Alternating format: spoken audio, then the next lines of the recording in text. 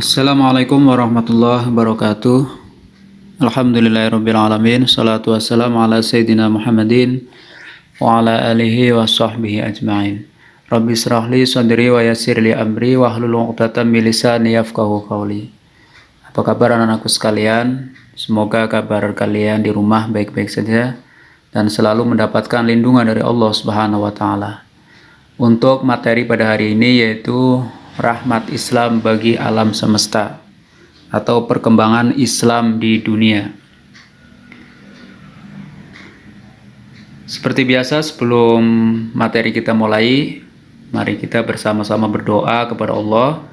Semoga apa yang kita pelajari bermanfaat baik di dunia maupun di akhirat.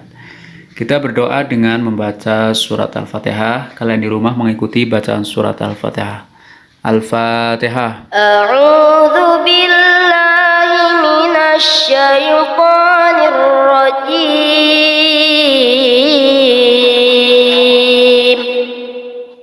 Bismillahirrahmanirrahim. Alhamdulillahi rabbil alamin.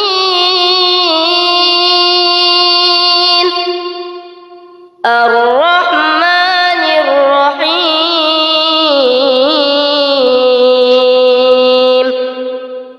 Maliki yaumiddin.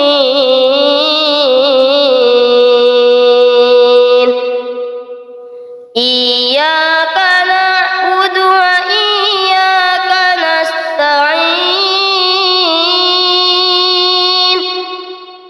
Ihdinas siratal mustaqim.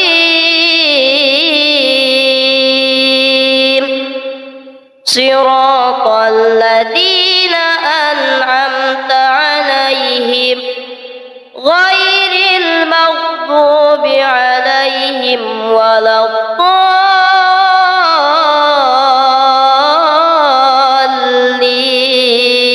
Fatihah telah selesai, mari kita bahas yaitu tentang rahmat Islam bagi alam semesta atau perkembangan Islam di dunia.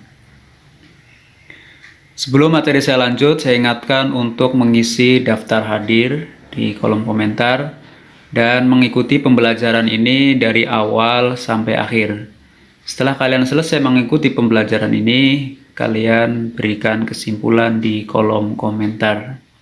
Yang pertama, sejarah peradaban umat Islam dari periode klasik hingga modern mengalami masa-masa panjang dan surut. Berdasarkan teori periodisasi dari Harun Nasution, masa-masa kejayaan peradaban Islam berada pada awal periode klasik, yaitu tahun 650 sampai 1000 Masehi. Pada masa tersebut terjadi ekspansi dan integrasi atau penyatuan wilayah.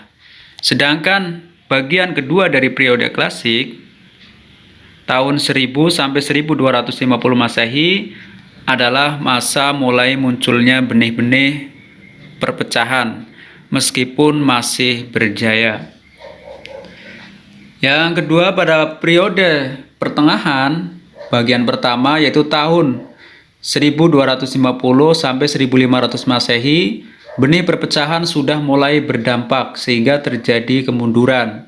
Pada masa berikutnya, tahun 1500 sampai 1700 Masehi, peradaban Islam kembali mengalami kejayaan, yaitu pada masa-masa awal 3 kerajaan besar.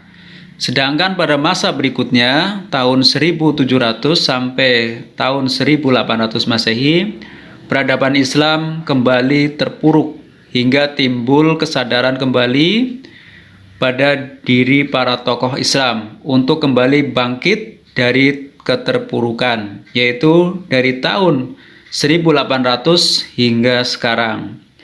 Kebangkitan tersebut kemudian melahirkan gerakan modernisasi dalam Islam.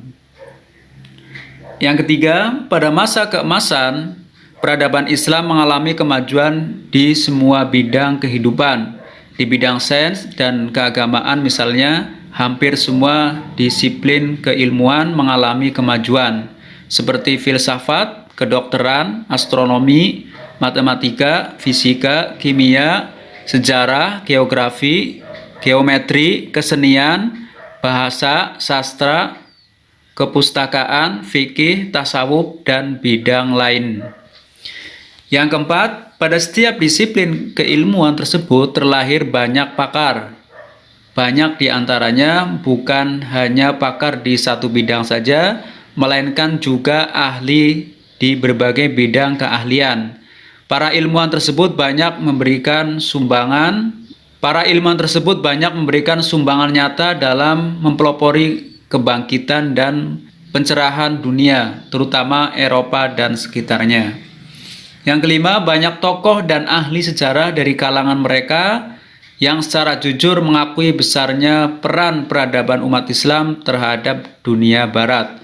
Di antara ilmuwan Islam yang dimaksud adalah Al-Kindi, Al-Farabi, Al-Batani, Ibnu Sina, Ibnu Rushd, Ibnu Batutah, Jabir Ibnu Hayyan, Umar Khayyam, Ibnu Nafis, dan lain-lain. Yang keenam, para ilmuwan Islam tersebut juga banyak meninggalkan bukti fisik karya mereka, baik dalam bentuk arsitektur, bangunan, ataupun yang lain. Masjid Cordoba, Masjid Sultan Ahmed, Universitas Al-Azhar, Makam Taj Mahal, Observatorium Marga, dan Museum Hagia Sophia adalah sedikit dari sekian banyak bukti kejayaan peradaban Islam di masa lalu. Ketujuh, hal terpenting bagi kita setelah mempelajari semua fakta sejarah peradaban umat Islam di masa lalu, menganalisis faktor pendukung kemajuan dan kemunduran adalah mengambil ibroh atau pelajaran agar kita dapat mengulang kembali masa kejayaan tersebut dan mengantisipasi faktor yang menyebabkan kemunduran. Itulah materi rangkuman pada hari ini. Semoga ada manfaatnya, dan saya ingatkan untuk mengisi daftar hadir dan memberikan kesimpulan di kolom komentar. Saya akhiri, Assalamualaikum warahmatullahi wabarakatuh.